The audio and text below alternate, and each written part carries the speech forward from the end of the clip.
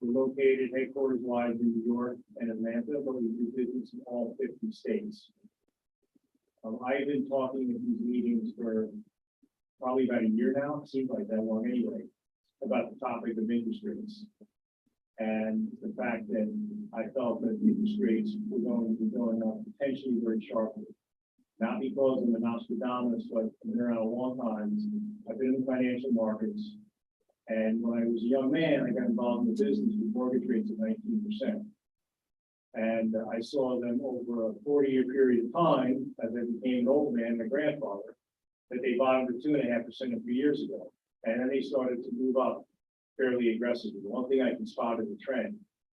And I will tell you that in my experience, during that period of time, when the rates were 19 and they started to come down, nobody with any pedigree or credentials predicted they were going to go down to 2.5%. Nobody. Matter of fact, for a long time, most people anticipated they were going to go back up. Now we're seeing kind of the opposite thing. You know, they call it recency bias. I talk to people and they're waiting for rates to go back to where they were a few years ago. I think maybe your grandchildren will see that, or your great-grandchildren. That was a generational thing. I don't think you're going to see that again. Positive news is that the economy weakened. We had home builder confidence numbers today, which were the lowest since 2012. So there are a lot of headwinds now, which used to be tailwinds. For instance, in the fix and flip market, in the rehab market, a lot of transactions just aren't going to get done now because you can't make the assumption that you're going to be able to turn that property around, invest in it, and sell to somebody at a higher price. That's not there. We'll come back at some point. What we're actually recommending people do, they want to invest in real estate, is investigate rental properties. Because as long as the debt service coverage ratio leaves you with some sort of a positive cash flow and a positive margin, ultimately that property should appreciate in value. Ultimately, you can increase the rents. And at some point, the rates will plateau and probably come down. I'm involved in other parts of the financial markets, and I can tell you there's a lot of stress there now. The stock market, the British gilts, which is what they call their bonds, had the biggest increase in their rates in a 4-week period in history. And UK government's trying to bail them out. This is a situation, not just in the United States with inflation and all these other problems. It's all through the financial system and central banks getting nervous. What that generally means when they start to panic is that they stop doing some of the things they've been doing, which are bringing the economy down, which is raise rates. So if they pause, or if they actually back off for a while, I think you're going to see a very positive reaction in the market, because the one thing we have still in the U.S. now is a lack of available housing stock. We're seeing investors going into new construction because there's a market for it. And now these home builders getting cold feet and pulling out projects. Well, we just met with a construction company in Pittsburgh, and they have 2 major projects they're putting on hold. The housing stock situation is not going to get any better. So this will create an opportunity. It's a scary time right now. I would think rates will probably plateau a bit and come in, but I don't think it's going to be a situation where you're going to get the opportunity you had 2 years ago with those extremely low rates. They're on the way up. So I would see that if we get that pullback in rates, I would use that as an opportunity, particularly if you have properties that came down in value that you were looking at investing in before. Anybody like a card or a brochure?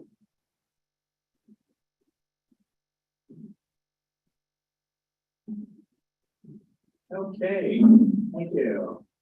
Anyone else have any haves and wants? Anything real estate related?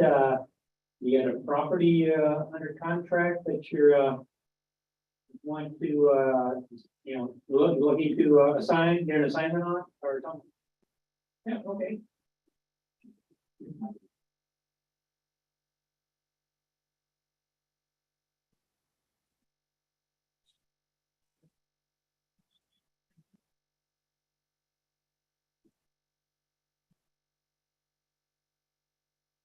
Testing. Okay, there we go. Hi, everyone. I'm Alicia Edward. I have a property in Ferguson, 9715 Glen Owen Drive. And it already has a renter in it, but it needs to be updated, and the renter will be out by the end of the month.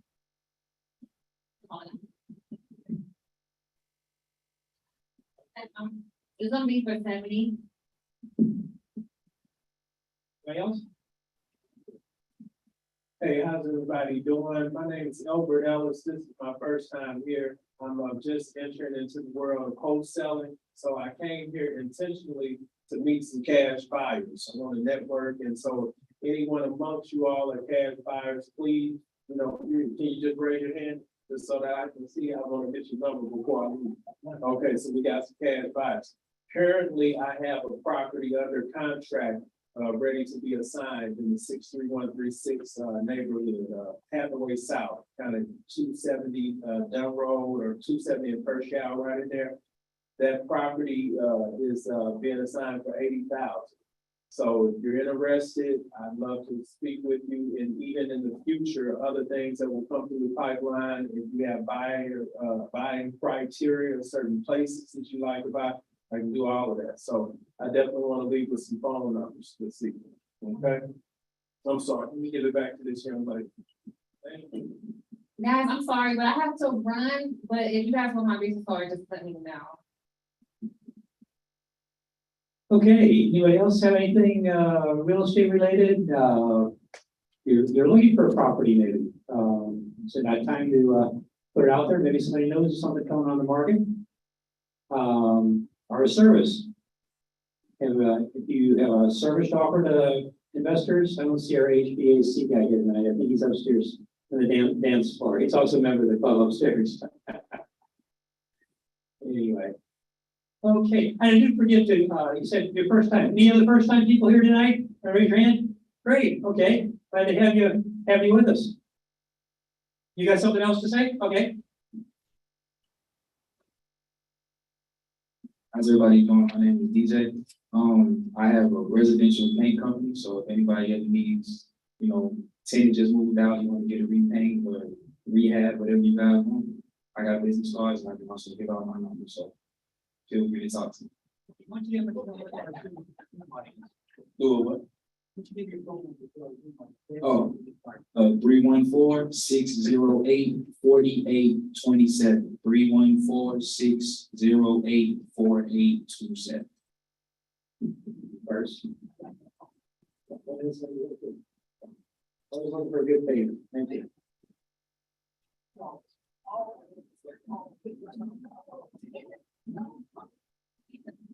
Hello, everyone. My name is Angela. I am a project manager. We do real estate project management. So if you have properties where you need, whether it's turnkey, make ready, whether it's rehab, new cabinets, new furniture, whatever you need, new floors, whatever, we have everybody. We have licensed electricians, we have plumbers, we have contractors, we have everything you may need to actually get your property up and running. So if you all want to have my business card, I have absolutely have a bunch. I'll pass them out. All right. Okay, thank you. Anybody else got it? Any buyers agents out there? I have a 3-bed, 3-bath available between Maryland Heights and the Creve Court, and it is going for $315. Okay, we'll give, My phone number is 314-486-0231. My name is Jay. okay. Hey, everyone. Hope you got something for us tonight. My name is Marlon Clark, 314-292-9077. I got a 4-family in Arkansas. I think it's about 165 with 3 units are rented, 1 unit is vacant. It does need some work though. I can give the information, just text me, again, 314-292-9077, and just put 4-family, and I'll text you the information on it. Okay. Anybody else? Got anything for us tonight? Has it once?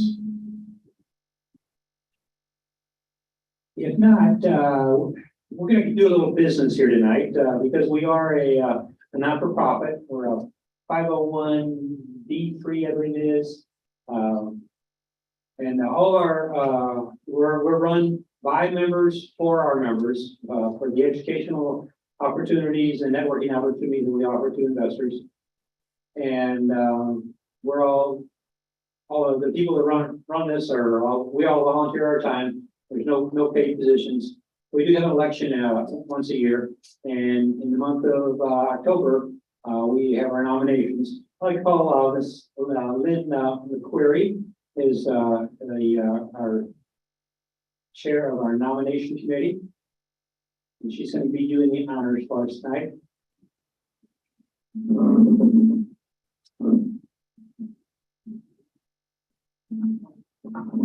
Thanks.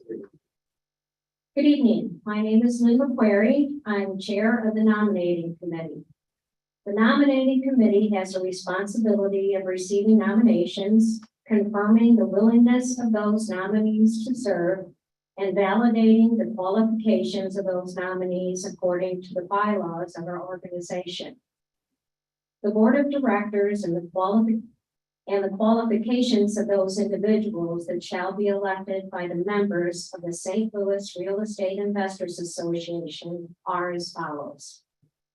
The office of president must be a current board member, a general member for 3 years, and an active real estate investor. The offices of vice president, treasurer, secretary, and membership chairman must be a general member for 2 years and an active real estate investor. 3, general directors must be general members for 2 years and an active real estate investor. An active real estate investor is one who owns real estate, excluding their principal residence for the purpose of rental or resale. Those individuals that have been nominated and have expressed a willingness to serve on the board for the year 2023 are as follows. For the office of president, Lloyd Allender. For the office of vice president, Amber Gray. For the office of secretary, Laura Jimerson. For the office of treasurer, Jim Choi. For the membership chairman, Laura Lee. The 3 nominees for general directors are Jeannie Whalen, James Zhang, Kristen Lumen. At this time, the nominating committee would like to call for nominations from the floor.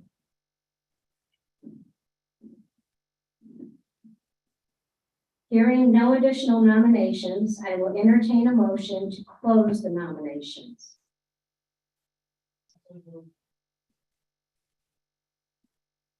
It has been moved and seconded that the nominations be closed. All those in favor say aye.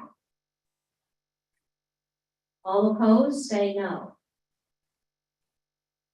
The ayes have it. The motion is carried. Thank you.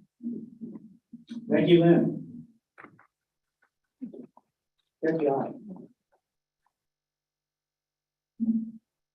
Okay, and before we get going here, I just wanted to thank everybody for being here tonight, and looking forward to our speaker,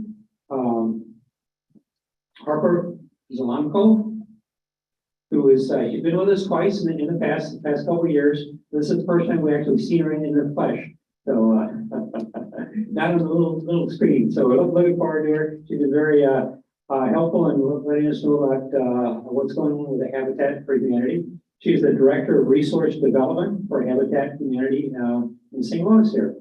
And so I'm looking forward again to very much she's got to share with us. And if you can all just kind of hold your, I'm sure you get a lot of questions. I got questions myself going on, but hold those to the end. So our public people in our Zoom audience, I'll run around with the mic and get a mic to you when you we take questions after that, after a few minutes or any presentation. But anyway, yeah, I love Habitat for Humanity. Anytime I make an upgrade to light pictures are great, easy update to take from the property from the 80s into the 21st century. But they're still functional, so I have to take the old ones back to Habitat. And I always have to loop back through the store after I drop stuff off and hey, there's some nice stuff I can use in my next renovation.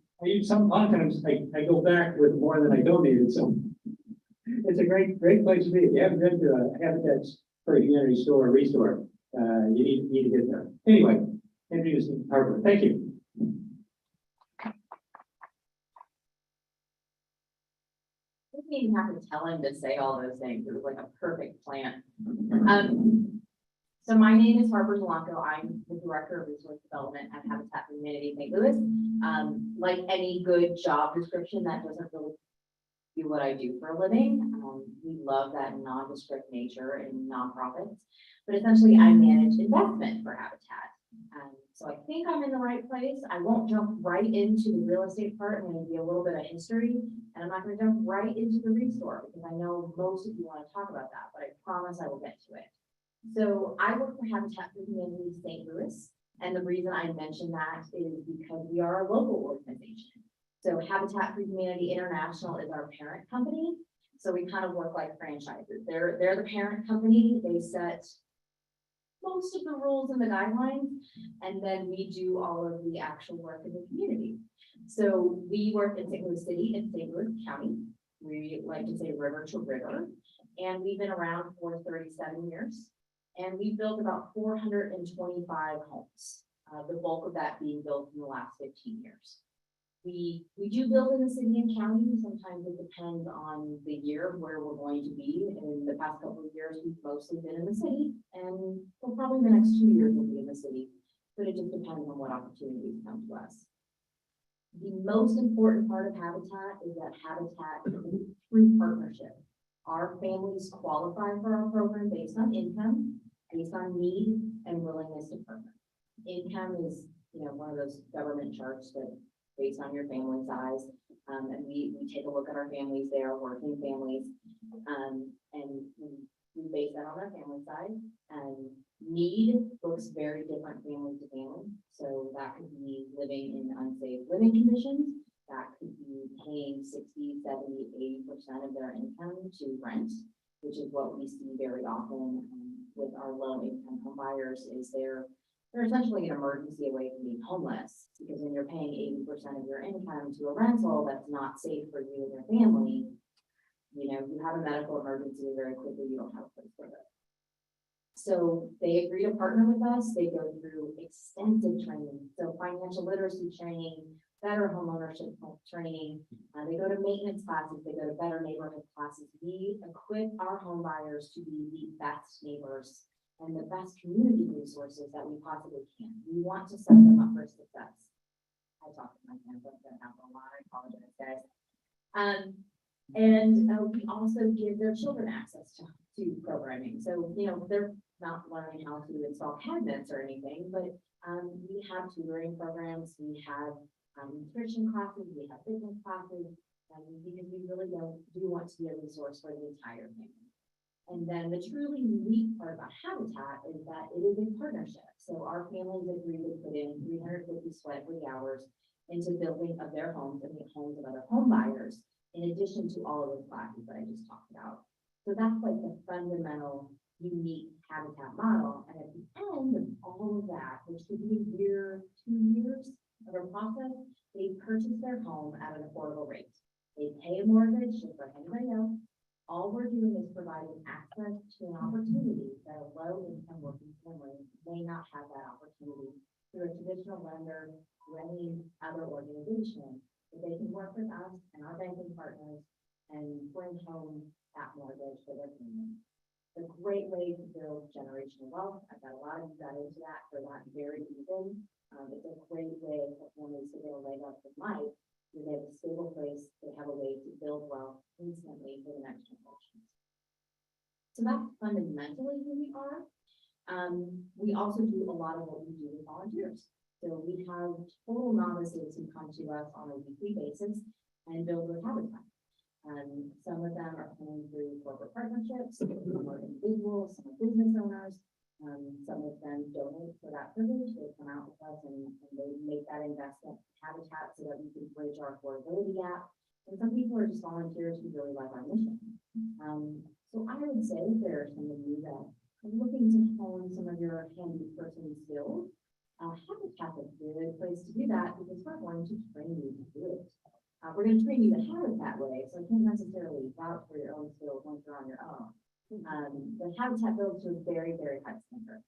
Our sustainability is off the chart.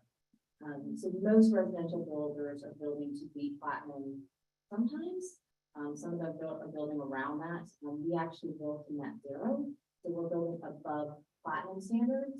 And that's because it doesn't make sense to build affordable housing and have the utilities leak out the windows. We want our houses to be tight, we want utilities to be where they should be, and we want all of our building practices to make sense for the home buyer that's going to be in it, the neighborhood that they're gonna live in, and the earth that we all need to continue to live on. So we have very, very high standards in all of our building practices and all of the materials that go to our homes. Like I said, we are always looking for volunteers, especially, we call them construction leaders. So you can actually go through a construction leadership training program with Habitat. It's not really designed to be a pipeline for people who are doing real estate investment, but I guarantee if I get you out on the site, probably gonna get you invested in our mission as well as your own mission. So you can come out, work with us, work alongside our families, train on skills like installing siding, installing flooring, which is a really big one, installing cabinets, painting, and all of those little things that we do on the Habitat site.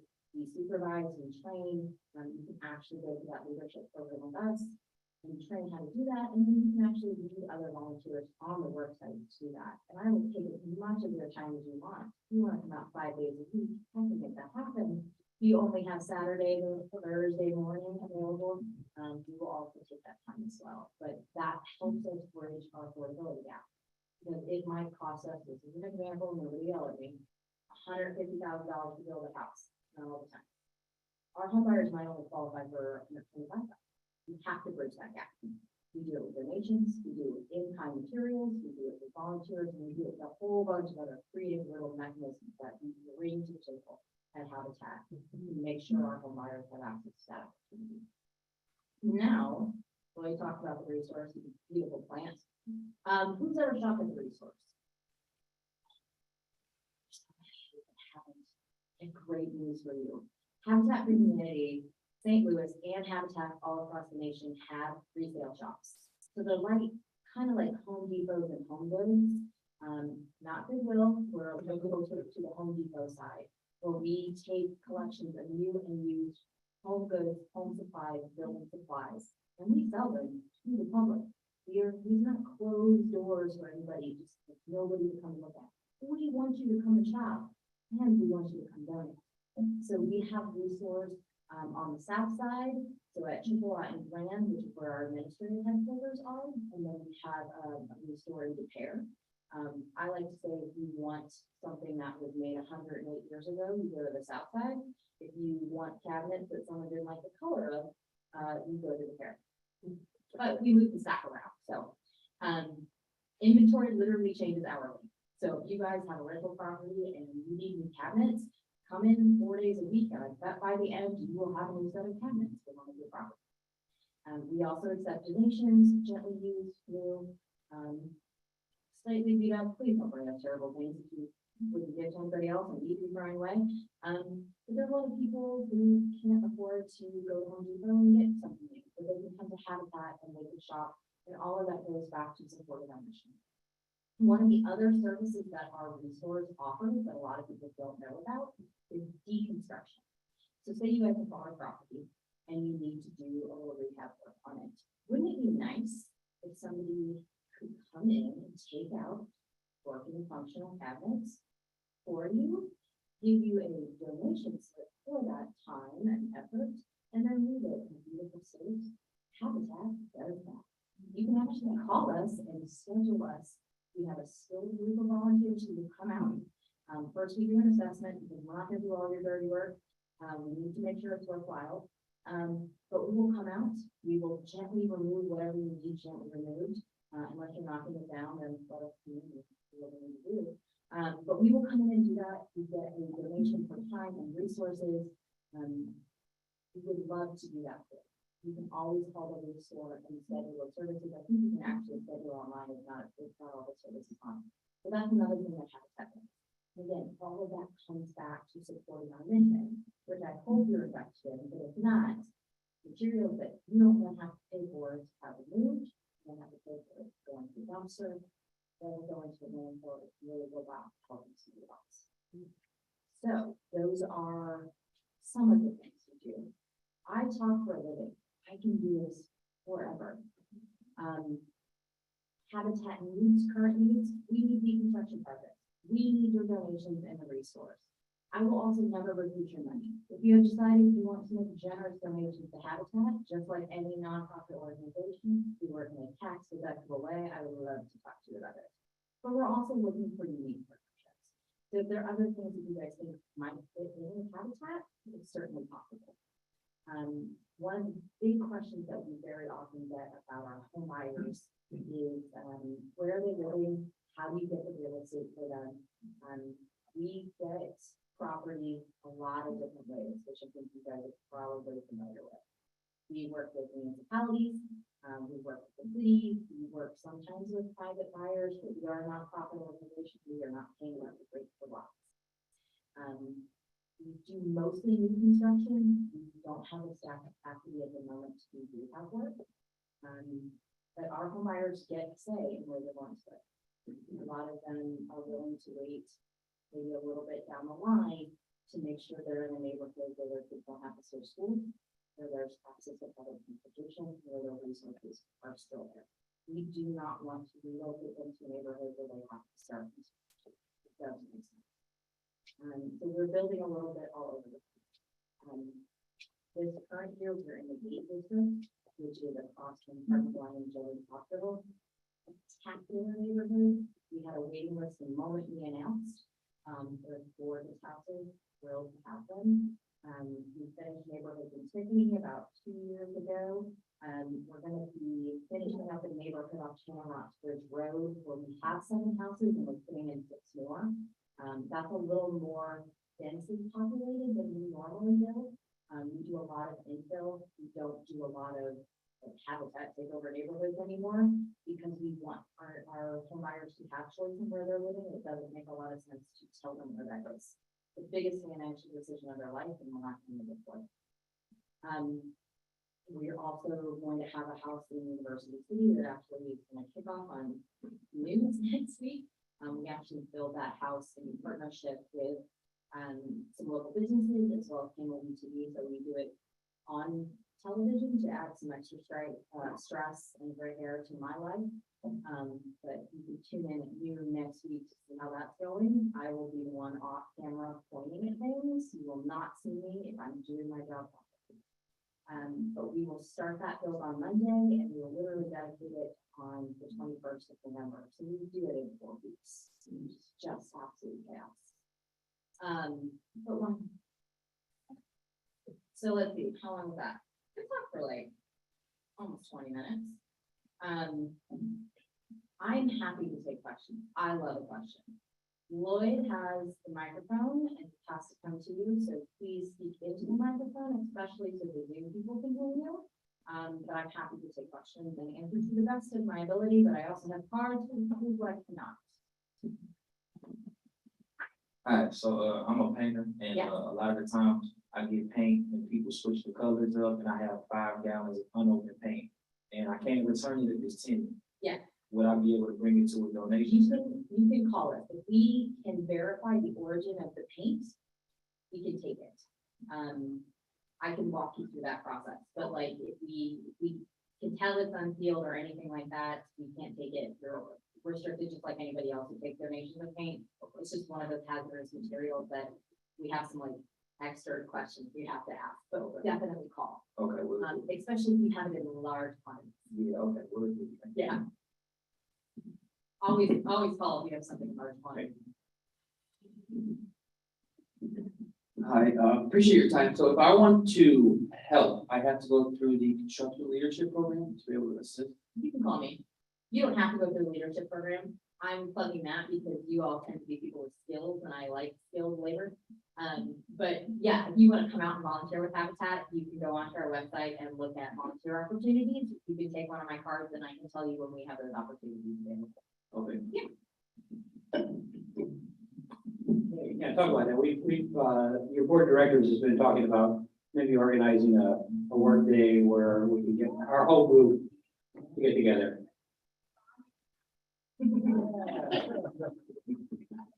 So we see, well, I got the mic. You see, hands that, would be willing to do that? Yeah, okay. So there's definitely an interest. Okay, super.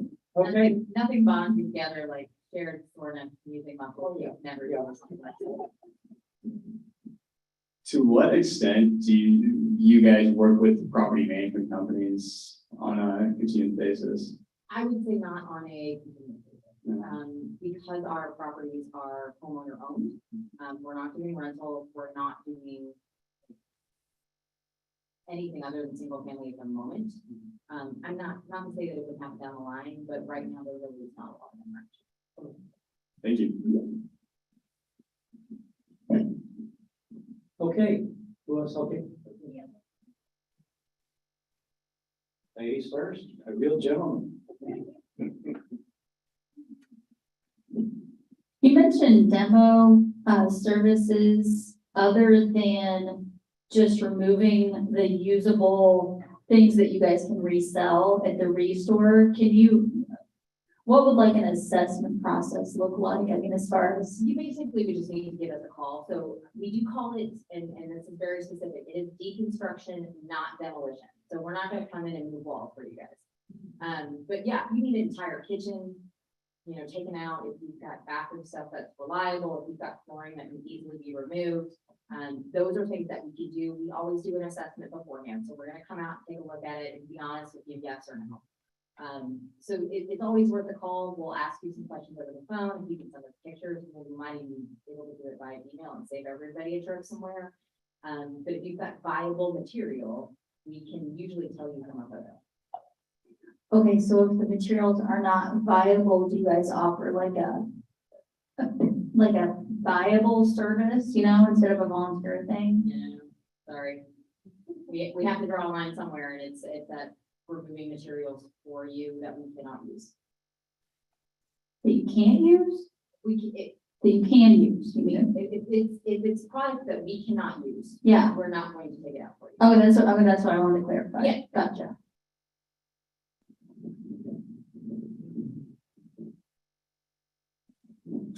Is the homeowners education program you have available to anyone? So yes, kind of. So that actually leads me to a question, something that I didn't go over, so I'm gonna give you a real long-winded answer because I can and I have a microphone. So when people apply for Habitat, not everybody's ready. We have a pipeline, usually somewhere between 300 and 500 people who have applied to our program and we think at some point might be eligible for homeownership. Right now, it's heavier on the 500 side. It's been a busy couple of years and we've been slow in construction. So we put our home buyers into tiers. So tier one is like they come into the program, they're about ready to be a home buyer.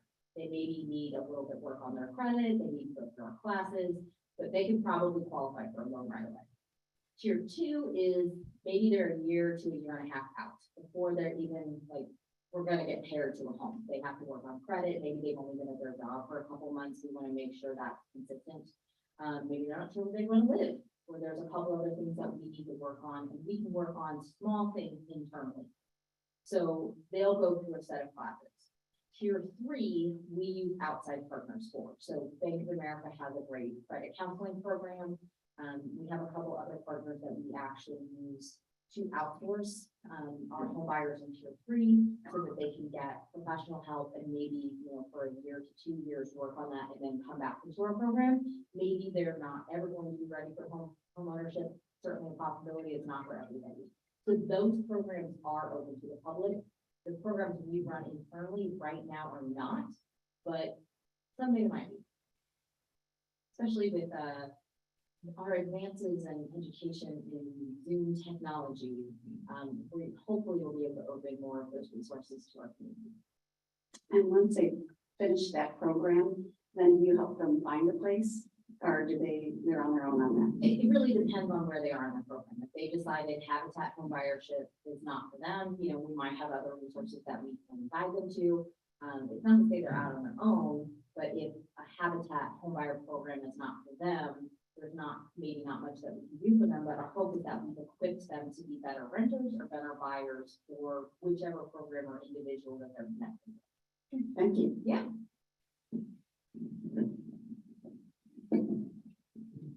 All the way in the back. Hey, Hey, John's got somebody. oh, somebody online? Yes, thank you. Ann would like to know if you would accept glass items. Example would be like glass shower doors or storm doors.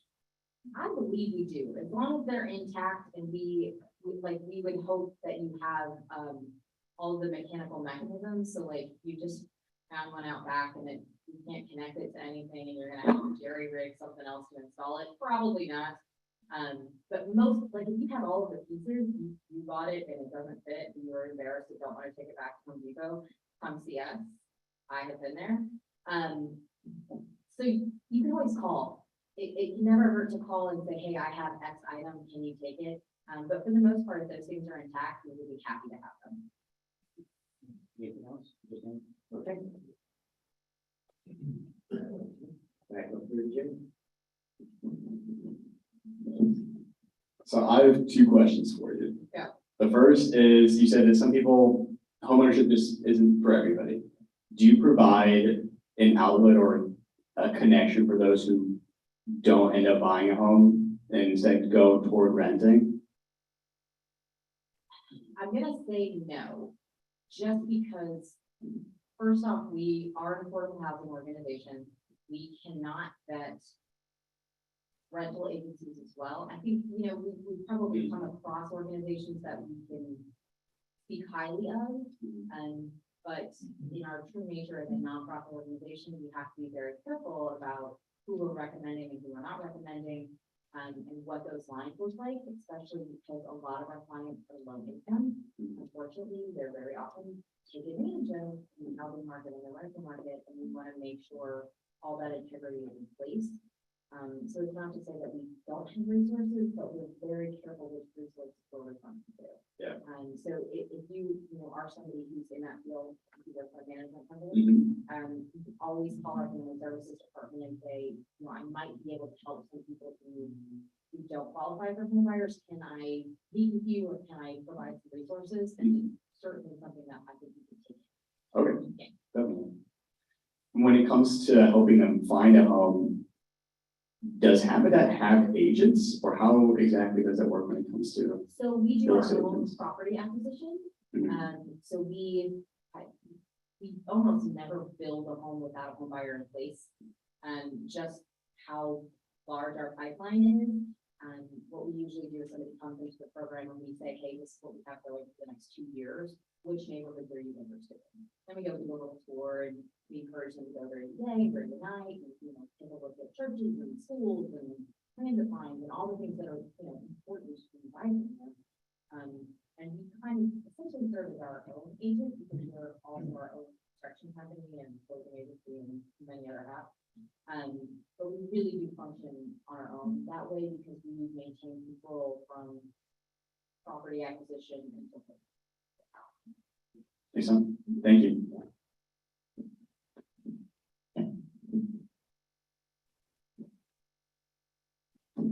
Hey, thank you for being here Oh, happy to and be thank you for the wonderful work that you and your organization does for St. Louis. I wanted to ask in respects to the infill lots that you mentioned, do you guys have a particular buying criteria or like price per square footage or building price or anything I like really that? can't say that we do because it's so neighborhood dependent. And we don't have a buyer for a lot, we're not usually going to acquire it. We also have to, again, keep that property affordable. There used to be considerably more subsidy dollars that would help with real estate acquisitions. There's not as much of that anymore. Sometimes we have money to assist with that. So there's definitely not a like, here's our square footage, this is what we would prefer. There's certain neighborhoods that we know are more desirable, but we don't have a direct rubric. It's really just you know, hey, do we think we can build a couple of houses here? Do we think we can have home buyers safely and successfully live here? And usually our family services department works with our real estate development, like I say department, but it's one person, his department, to decide, you know, where is it gonna fit into the construction schedule, who in the homeownership pipeline would fit it. We just try to make sure those people fit. Yeah. So if I, as a wholesaler, if I come across a land. Yeah. And you all are open to me presenting. it Yes. to- You can call us. So Michael Powers is the person who does real estate. He's on the website. We like to be transparent, so you can find him on there. His email and extension is on the website. You can certainly talk property with him because there may be a situation he's more aware of than I am. So that's certainly something that's there. We are also a nonprofit organization. So if you have some tax liabilities that you would like to help take care of, a donation slip from Habitat can help with those kinds of things. See what I did there? Thank you. So that's a possibility. Okay. Who's next? Okay, okay. Your steps in there, Lloyd.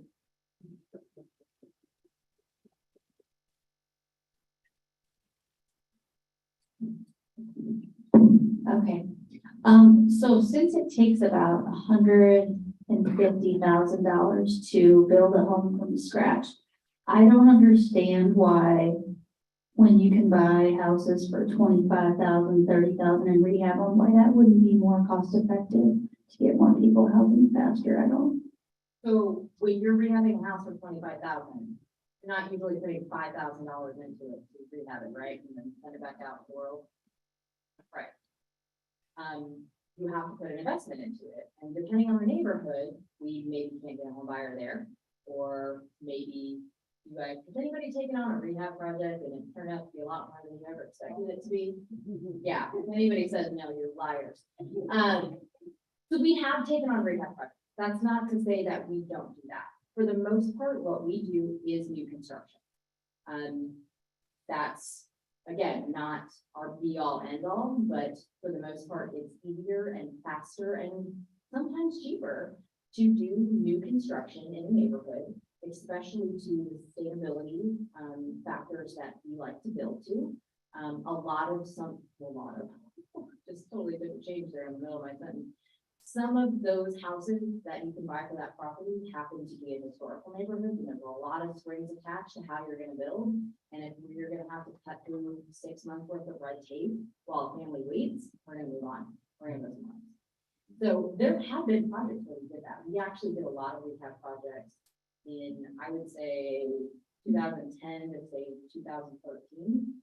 We took on a lot of projects that were various states from the foreclosure crisis.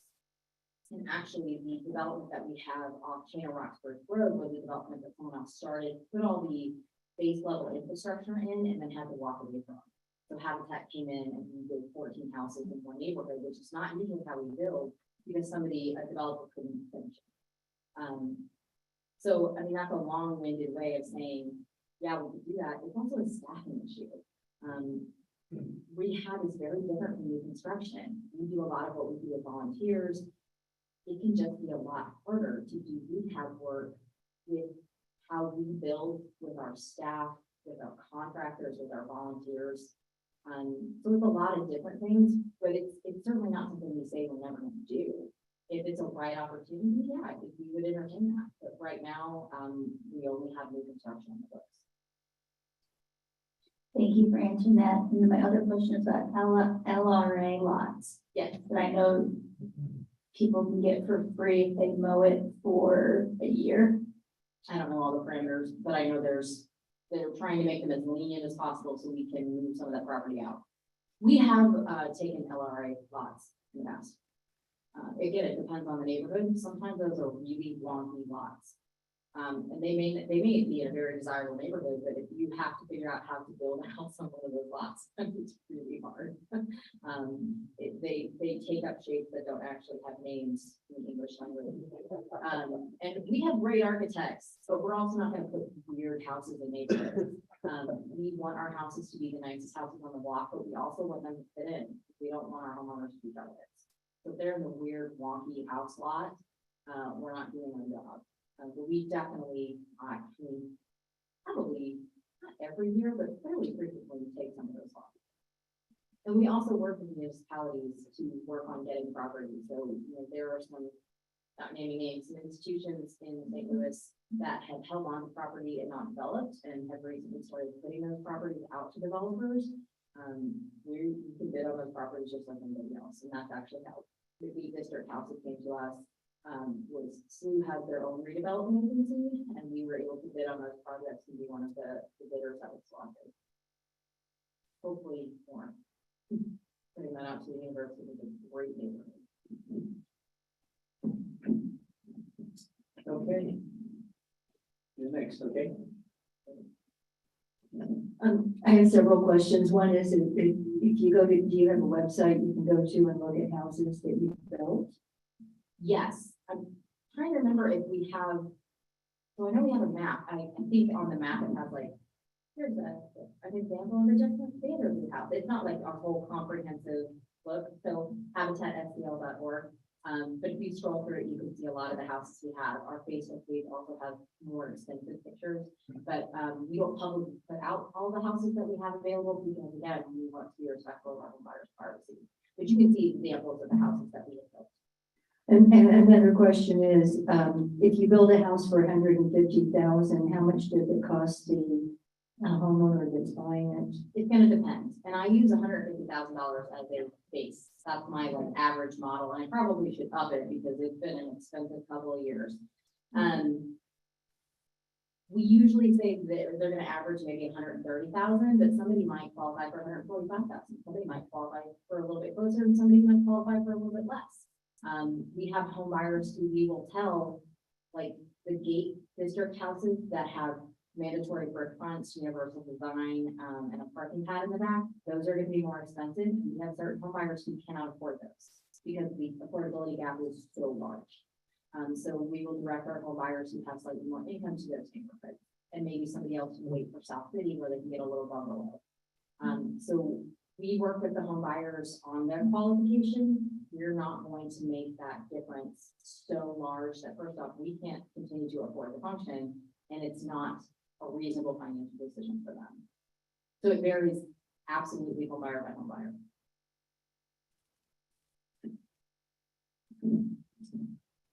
Okay. Oh, you're back. Okay, back over here.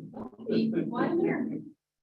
Just a quick question, and I apologize if you've already answered this, No, but I just wanted to know on average, how many new constructions do you do a year? In non-pandemic years, I hate that I have to say that now, but man, there are some contractors that we cannot get a hold of.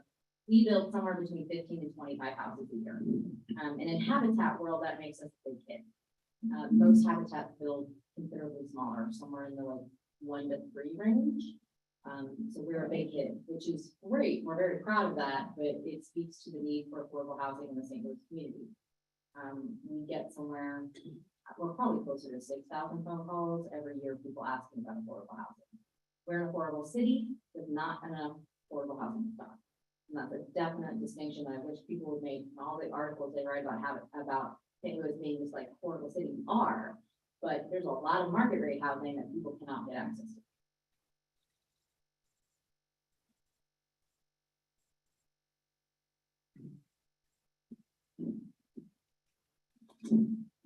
I'm going back to the rehab question that you Yeah. had.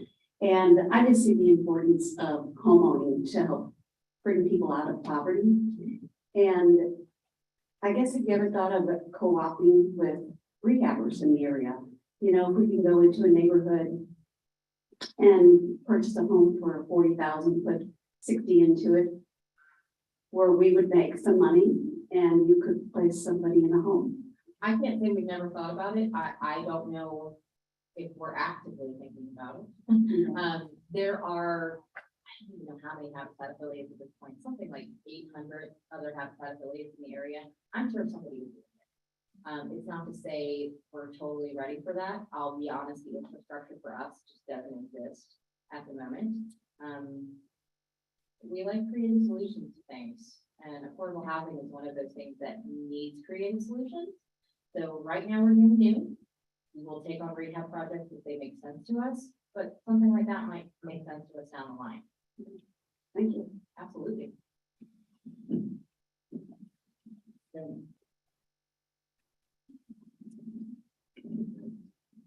When is your next volunteering orientation?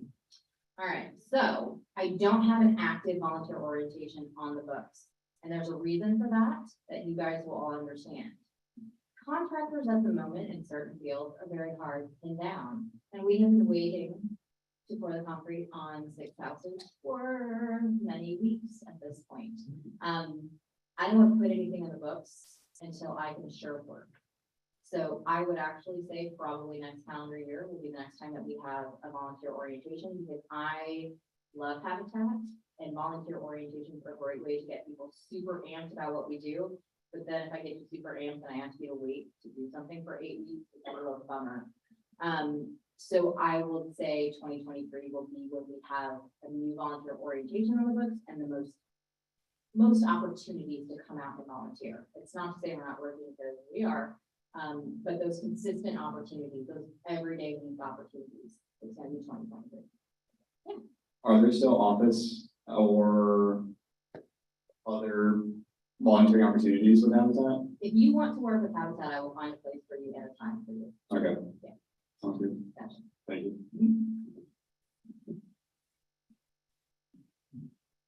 Okay. Anybody else? Okay, one more.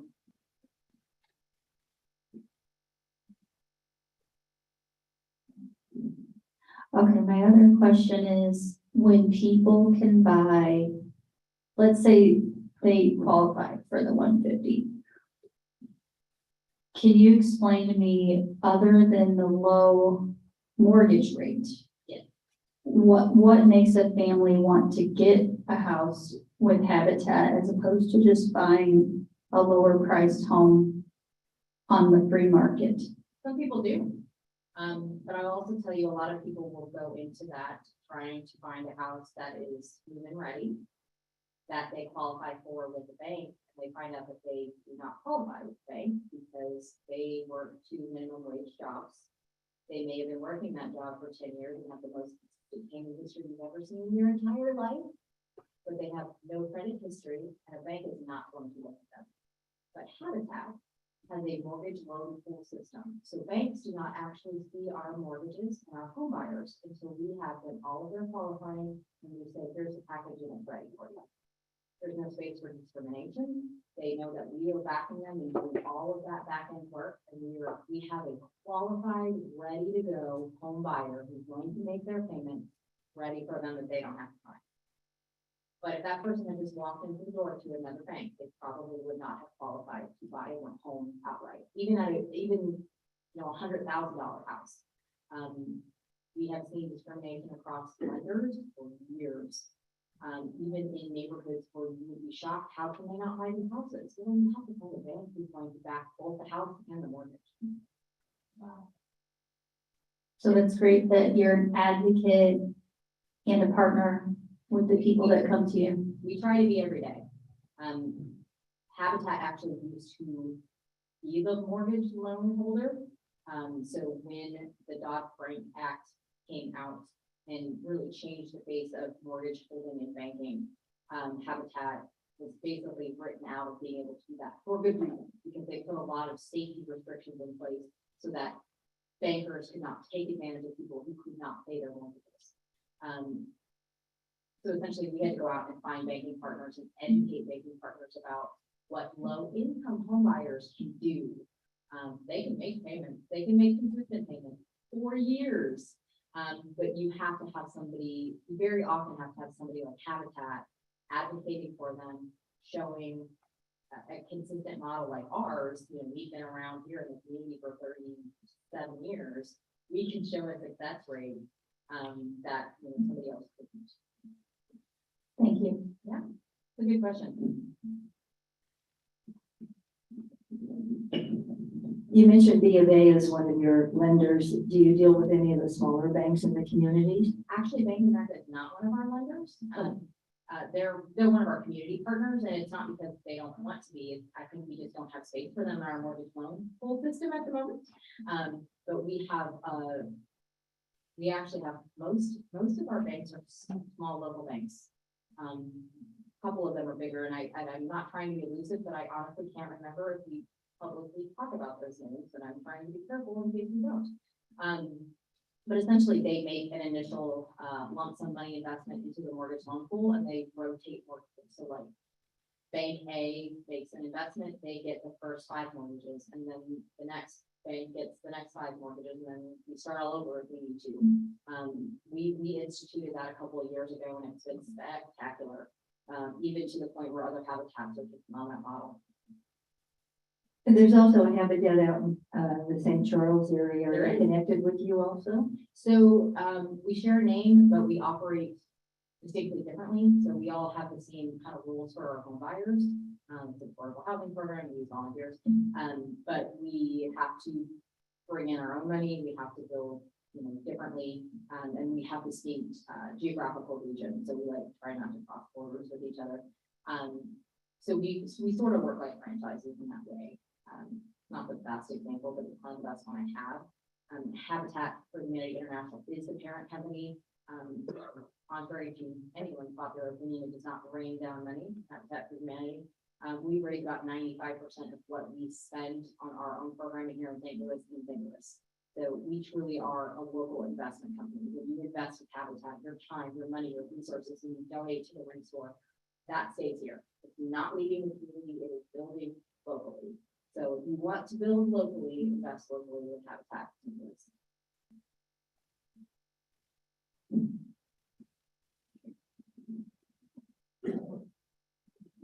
Hi, I just have a question. If a person that buy the house through your institution, is there any rules after like the owner can sell the house after a certain amount of time, or like rent it at the end, or stuff like that, or what are the stuff that they can know or they can do it? That's a good question. So yes, there are rules. They are a home buyer, so they have purchased a home. So we talked about the affordability gap. We look at the appraised value of the house, and there's a second floating mortgage for the appraised value of the house. If somebody comes in, buys their house, wants to sell it the next day, they're going to have to pay the difference between the appraised value and what they bought it for. They're not going to make an instant profit. That has to come back to Habitat. Habitat also has the first right of purchase for a certain amount of time. That amount of time does forgive after a certain, it depends on the mortgage. But honestly, if somebody 10, 15 years down the line sells their house, they move in the neighborhood, they get a new job, that's a success. We are thrilled and we want to talk about it. They're a home buyer just like anybody else, and we're not going to put extra strains on them to keep them from moving that investment. But if somebody's looking to like con Habitat through their home buyer program, they're in for a long haul. Because right now it used to be about a year. Right now we're 2 to 3 years. And then again, you have that second forgivable mortgage that's in place to prevent anyone from making an instant profit in that.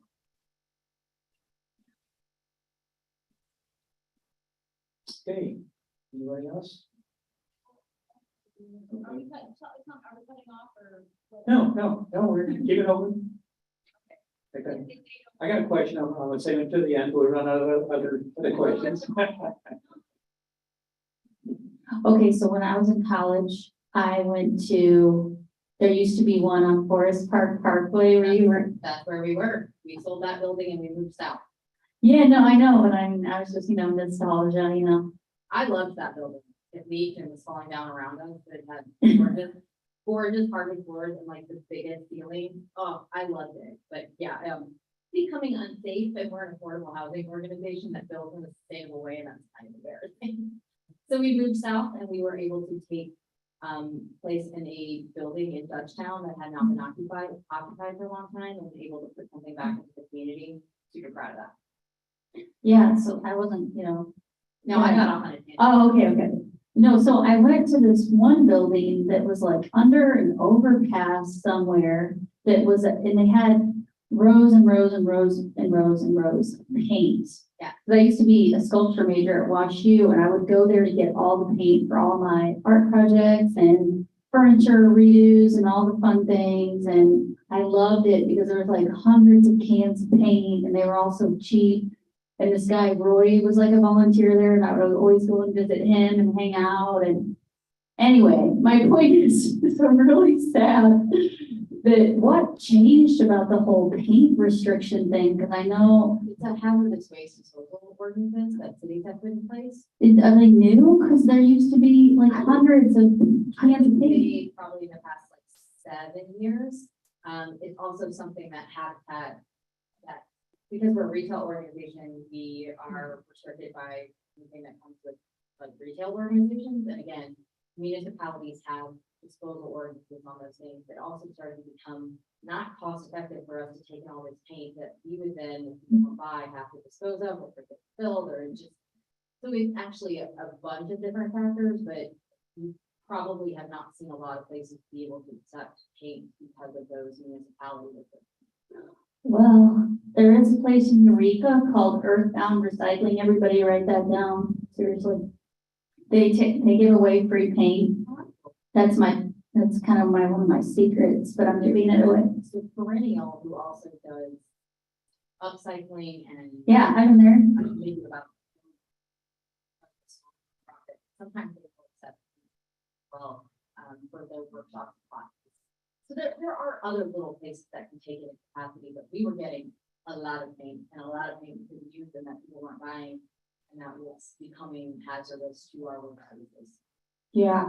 So now we can take some in bulk that we can trace origin. Very often what would happen is while you lovely investment people are spectacular, you might invest in a house and go down to the basement and there's a pallet of paint that's been down there for 25 years and then you bring it to Habitat and you go, oh no. Because it's rusty and it's not labeled and we can't see what it is and we have to open it and we open it. It's too much. Wow. A lot of years ago, I saw this article or something like that about a company in St. Louis that was actually taking like old, not necessarily old paint, but maybe like this gentleman had the tinted mismatched paint that was, it's brand new paint. And what they would do, I don't know if they're still around, but they used to they would have like 4 or 5 colors that they would sell, let's say. And they would pour all of the paint and they were like a paint recycling company, if you will. And they would pour all the paint and create like gray, of course. And then, I guess they would just repackage it. And then you could have all these huge amounts of like one color. And so that's one way that they solved that issue. And I haven't heard anything about them. I think that was in my college days probably when I saw that. And have you ever heard of anything like that? Yeah, I can't speak to that. I would think hazard paint handling and disposal has complicated their mission, but I could be wrong. They could have moved somewhere else and still be operating. I just. Okay. I got one of those recycling centers myself. I got a 5-gallon bucket I call my garage and basement paint. Yeah. These are leftovers of white or light colors, which we always use. Put them together, stir it. Well, system, I like it. Yeah. Let's read in a garage, freshens up a garage, really, if you just have bare drywall. Anyway, I did have another question. Yeah. You mentioned about the deconstruction. Yeah. And that you're actually looking for Always. project, okay. And so it'd be a pretty quick turnaround to get some volunteers out if you. It's one of the things that does depend, because Okay. we often have those kinds of projects fall through because somebody's like, forget I'm gonna do it myself, or this happened and I can't do it, or. So it's one of those things that you call on Friday on schedule. It can't hurt to call, you can probably save some money, but we do at least one a week on average. We're always looking for more, because again, some people are better to call through. Okay, yeah, because we're planning a kitchen remodel. In fact, this Thursday, I'm making the final order. We finally got all the details of that order. It's gonna take 10 to 12 weeks to deliver the custom cabinets. Yeah. But in about 10 or 12 weeks, I'll be ready to demolish what we got or have Well, it done. Okay. I'll give you a call a couple weeks in then. that sounds good. Okay. Anybody else? Really good question. I Yeah. greatly appreciate that, because I talk for a living, so I could have done this up here by myself the whole time. Really nice to have a back and forth with people. Good question. Yeah, that's why we're here, to find out more information. We got a great group of questioners. A comment too. Okay. Okay, for anyone who needs to get rid of their paint and doesn't have a place to take it, because Earthbound Recycling does charge to take the paint, but my point as a rehabber, you can take as much paint as you want for free. So I actually got a Sherwin-Williams 5-gallon bucket for like $40. The paint was probably worth like 200 or something, and I took it back to Sherwin-Williams and they actually tinted it for free, which was crazy. But anyways, you can get paint for a lot cheaper there. But if you personally don't want to drive all the way out there and you don't want to pay a disposal fee, I personally have gotten rid of paint using Facebook Marketplace and Craigslist free sections. So you can offload your paint that way if you need to get it out of your house or your project site. Just wanted to share that. I love it. Yeah. Yeah, in fact, if you said, you got a kitchen that's not quite up to the standards of accepting, the last one that I did, I put it on Craigslist free, in the free section. Put it on, I had a picture of the kitchen as it was. I had already taken out all the cabinets out, set them in the garage, took pictures of them there too. Put it on Craigslist at 9 o'clock at night, woke up the next morning, I had 80 emails in my box. So I started just going through and said, by 10 o'clock that day, they were all gone, the garage was cleared out. See, I can't guarantee Habitat can get there that quickly, but we can offer a donation receipt for it. Yeah, I didn't get any donation receipt, but boy, I got my garage cleaned out real quick. Yeah. I can't compete. Pardon? I wanted to get it out. Oh, might have. But I could be more picky. I wanted it out by before noon the next day, and they were gone. I had about it was about the third call, and so I said, well, I gotta get a neighbor's pickup truck, and okay, well, you check with that, call me back, and I had a guy that had his truck and a trailer already on it, and he came up, we drove about 30 miles, come get it, and he was there by 10 o'clock. Well, if you do want more information about Habitat, I think our website is pretty user friendly. It has information about the resources, volunteers. My information is also on there. If you want to engage with Habitat in some way, shape, or form, as long as it's reasonable, I think we can find a place. Appreciate the questions and the time. Hopefully you'll want to say yes to Habitat. Yes. Thank you. Marla? Okay. Well, we wrapped up a little early here tonight, so if you got anything else, take a little time to network. We got the room till 9 o'clock. I have a few snacks left over there, but I'm gonna be heading out early. So if you would, we are tenants in this building. We rent it, and if you're a landlord, you know how you like your tenants to leave. Nice and clean, all the trash disposed of. Appreciate if you do that here for us. So we want to be the best tenants that the Shriners has. So thank you all for coming tonight, and hope to see you next month. Thank you.